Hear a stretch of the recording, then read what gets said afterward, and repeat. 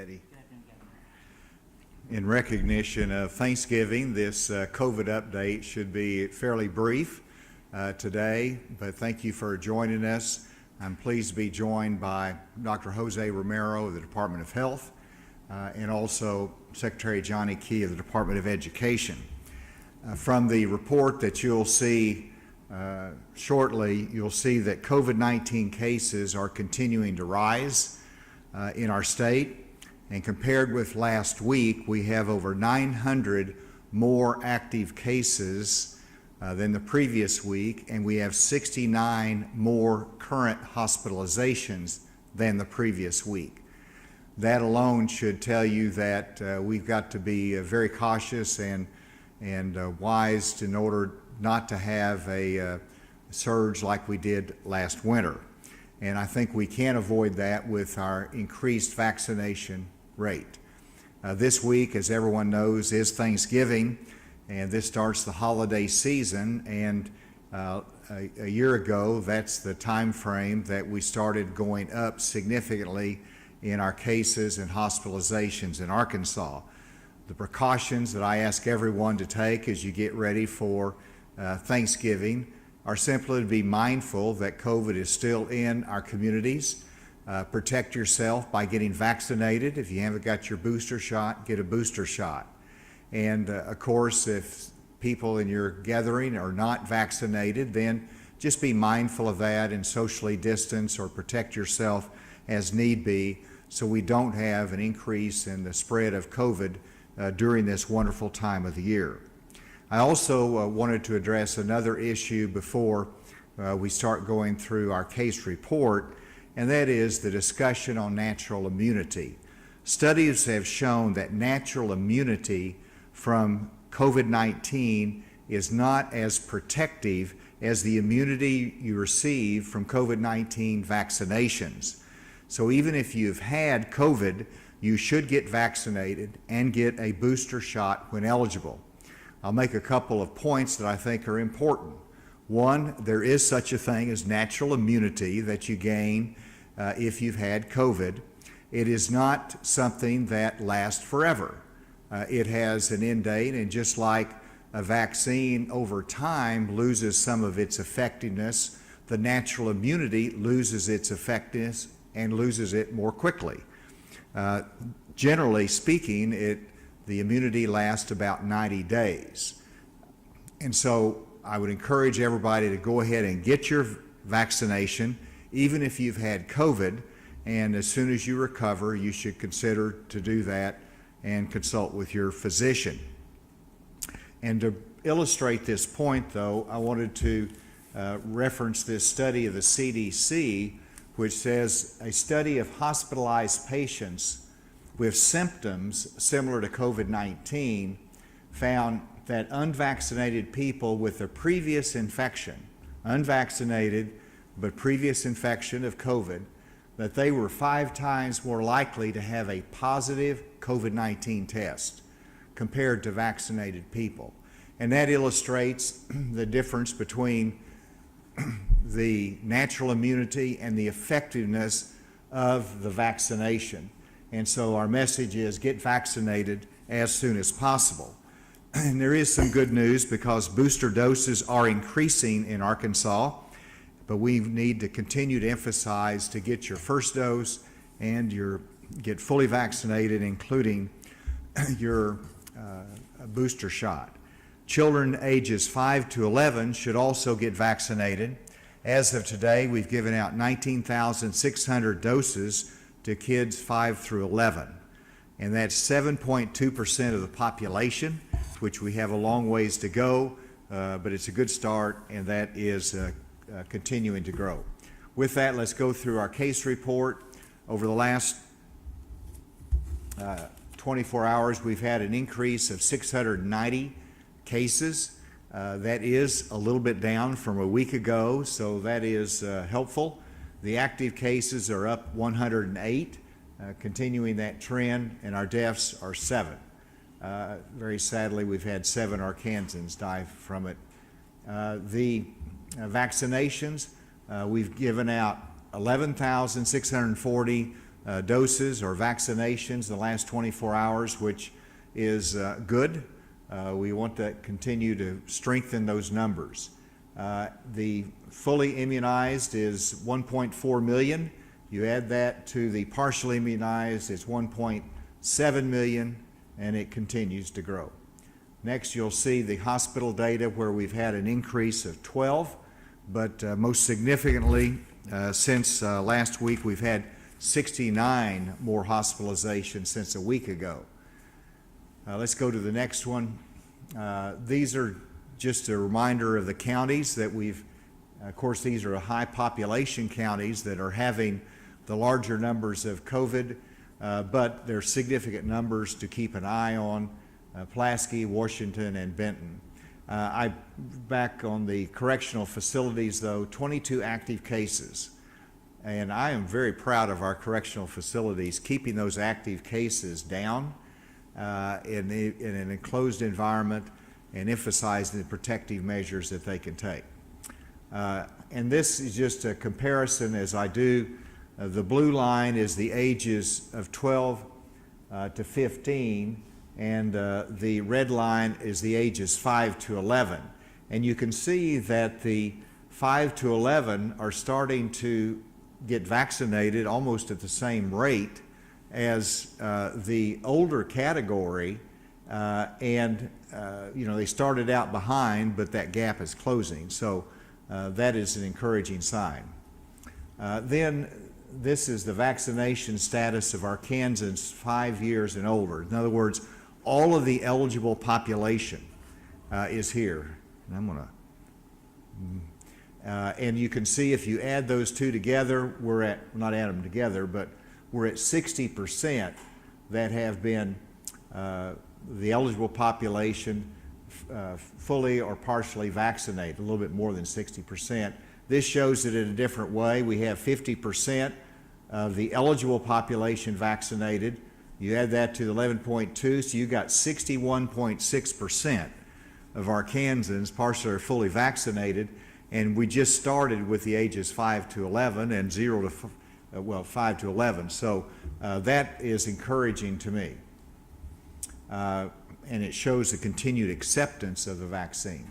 Next. This is the daily average of cases by week of the new cases, and it just illustrates that the last 3 weeks, 2 weeks, we have gone up in our new cases, and that is worrisome compared to where we're starting could be a third surge. Next, you'll see the same trend line in just a different way, and I like to compare it with what we saw. That's August through March, and that last trend line, which were August of 20. So we see how we increased in a jagged fashion starting in October. It went up a little bit more in November of 2020, and it just continued to increase as we went into January and February, and then it dramatically decreased.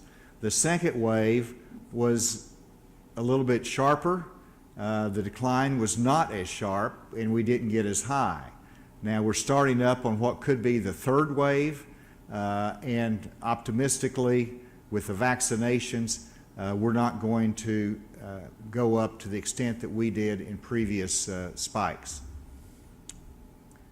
And the 7-day rolling average of confirmed probable cases, you see the trend line again. Let's go to the next one. And this is the active cases. You can see it going up to 6,079. And then you see this is just a reminder again of if you've been vaccinated, you have a much less chance of having an infection, hospitalizations, or deaths. And this is the hospitalized.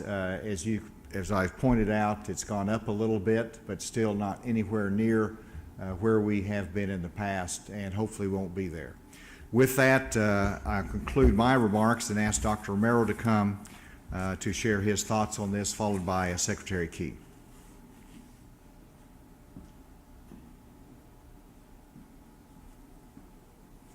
Thank you, Governor. So I want to point out another group of individuals that should be vaccinated, and we need not forget about them, and these are women who are pregnant or about to become pregnant.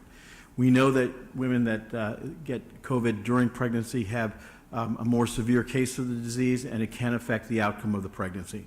So we want to encourage all pregnant women to become vaccinated. These are safe vaccines, and they should be taken in order to protect themselves and their unborn child. Flu vaccine is very important this year. As we've talked about in the past, we had a negligible case of season of influenza last year, and the year before that, the beginning of the COVID pandemic, was a truncated year with also lower cases. That opens the door for a very severe influenza season this year. We're already seeing disease in states like New Mexico, and we expect to see increased number of cases here in the state. With regard to COVID vaccination in children 5 to 11 years of age right now. So our current cases, approximately a quarter of the cases that we're seeing are in that age group. It's very important that we vaccinate those children. As the governor pointed out, we're starting to plateau a little bit. We need to keep pushing forward on that area. And then lastly, regarding Thanksgiving and getting together. It's important that individuals receive a vaccination. At this point, if you haven't had a vaccination, you should get one. If you're going to visit relatives and you have any symptoms or haven't had the vaccination, there are available in-home testing kits that can be taken and would be advisable if you're going to see some of your older relatives. You want to keep individuals spaced if possible, the environment ventilated, if possible have dinner outside, and of course wear a mask if you have not vaccinated, and try to keep your get-togethers to immediate family if possible. So I'll stop there and turn this over to Secretary Key.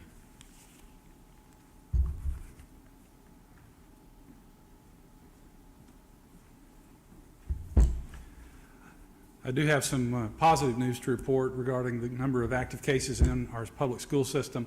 From the report yesterday compared to the report last week, we saw a decline of about 90 active cases. It's good news considering the trend we had been on.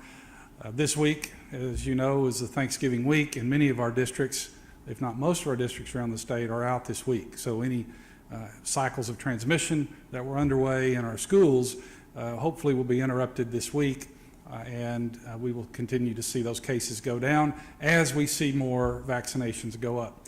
Because we are in the Thanksgiving week, I was reminded last week when I was out visiting some schools and teachers just how much work our teachers do, how much work our education support teams in our districts are doing, our principals. And I just want to say here a few days before Thanksgiving, thank you to all of the teachers, all of our educator support staff, all of our administrators out there for the hard work you're doing. This year is not easier than it was last year. In some cases, in some districts, there's some things that are even harder this year. But I don't want this opportunity to escape me without saying a heartfelt thank you to all of our educators in the state of Arkansas. Because of you, we are having another successful school year in spite of COVID-19. Thank you, Johnny. With that, we'll take any questions. What do you think is behind the increase in cases that we've seen recently? And do you think that the modifications to the school quarantine policies could be contributing to the increase in cases? The modifications to the school quarantine policies? The latter answer is no. I think as indicated, the active cases, the schools have gone down. The schools are in a good position, and so we'll continue to monitor it, but I think it's been beneficial to keep kids in school, but it's also not had an adverse consequence that we can detect. In terms of the reason, and of course I'll invite Dr. Romero to make any comment, but I study it regularly just in terms of the trends, and we see what's happening in Arkansas happening in 2/3 of the states right now. The majority of the states are going up in their cases. You look at Europe, that has been ahead of us in terms of trend lines, and they're struggling now. And so The best indicator is that our hospitalizations are not going up at the same rate as the cases, and that's because our vaccination rate has gone up. But I think beyond that, it's hard to know and to predict exactly what COVID-19 is going to do. But I would invite Dr. Romero to come and explain it all to us.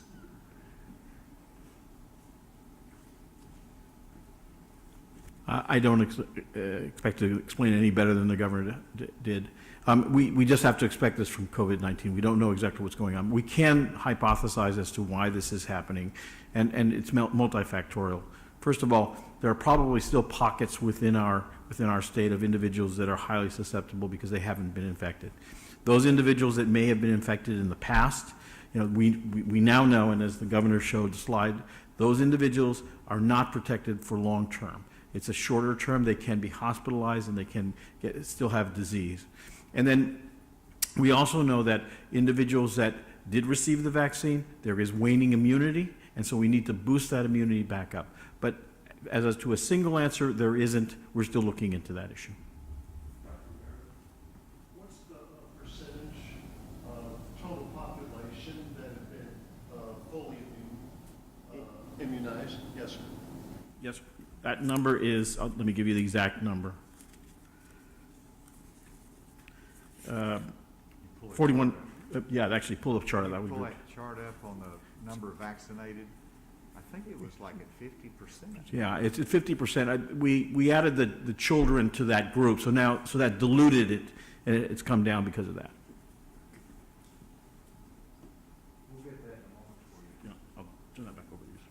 Excuse me. Yeah, there we are. I had it right. 50.4% are fully vaccinated, 11.2% partially vaccinated. And these are the eligible population. So that's 5+. If you look at the entire population, we're probably down to about 49 or 48% fully vaccinated. Governor, with the Board of Apportionment set to vote on finalizing the new House and Senate districts on Monday, what kind of changes can we expect to see to the maps that were released? And will the board be addressing concerns that some public commenters have expressed about the way cities are split or about minority representation? Well, in terms of any changes in the map that was presented by the Board of Apportionment, it should be based upon public comment. I know that the staffs of the three members are working very diligently reviewing the public comments, and everyone should know that they do make a difference, and they're all examined. Sometimes we can make the change, sometimes we can't, but we're looking at those. And so I would encourage people to continue to make a public comment, but we're working through those changes.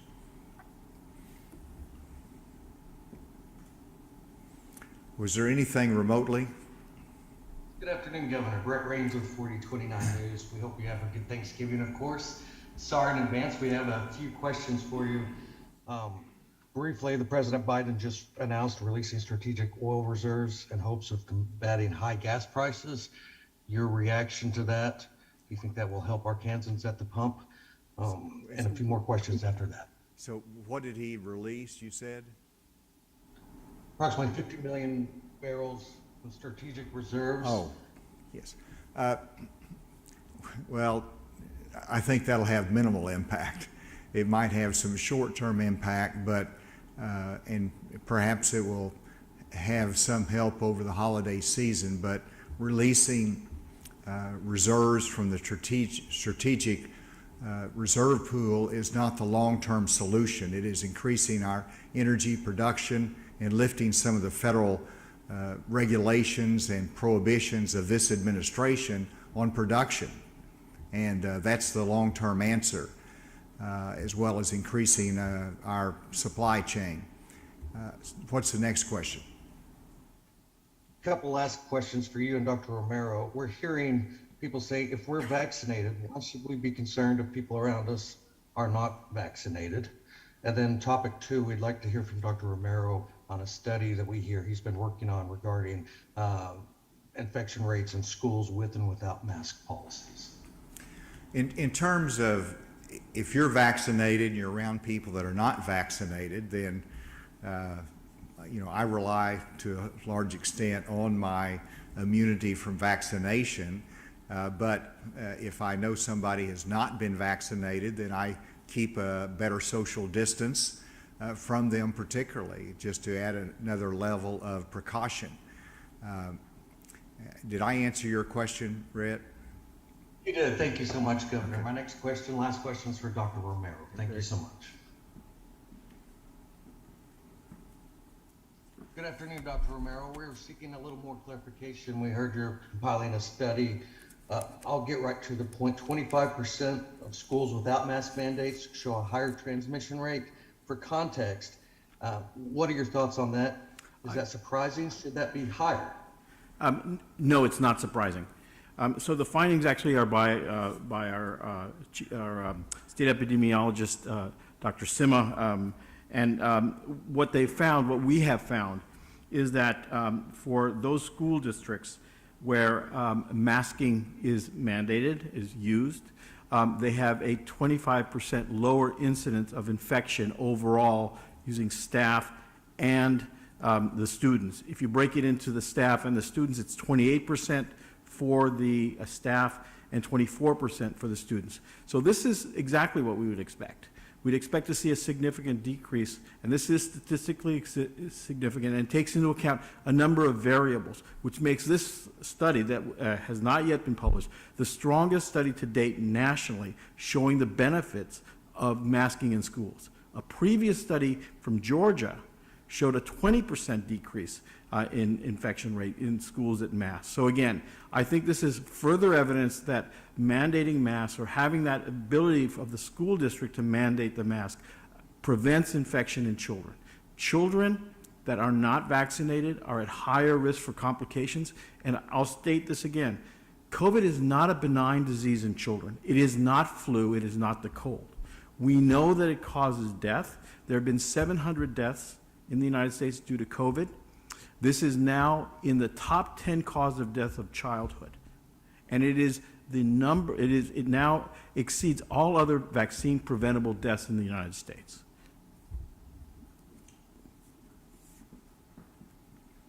Any other questions? Governor, Ken Miller with the Associated Press, sir. Have you decided, have you come up with a date certain on the special session regarding taxes?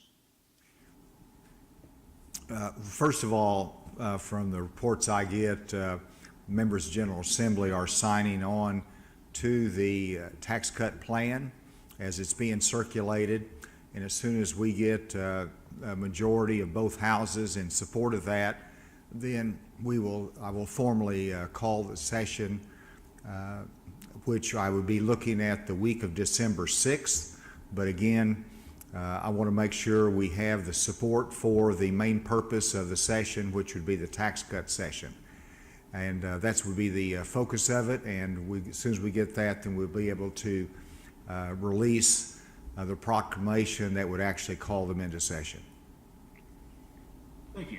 And would you anticipate adding anything to your call? There are Any addition? a number of items that are sometimes technical fixes or just needed items that have come up that will be added to it, and hopefully I'll be able to release those early next week whenever we are ready to get specific about the session itself. We'll show the additional items that will have to be included. But let me make it clear, the focus of this session is one principal point, and that is to lower the state income tax rate in Arkansas, and everything else is just supplementary to that. So are you ruling out the potential of a Texas-style abortion abortion consideration? I'm hoping that we'll have additional guidance from the U.S. Supreme Court before the session comes about. It could be next Monday, and obviously what the Supreme Court says on the Texas case makes a difference. I'll study that and make a decision, but at this point there is no intention of adding anything related to that matter to the special session agenda. Thank you, Governor. Mike Wickline, right here. He asked the questions I was going to ask. So. Okay, you got it? Well, with that, I trust everybody will have a good Thanksgiving, and we'll see you next week. Thank you.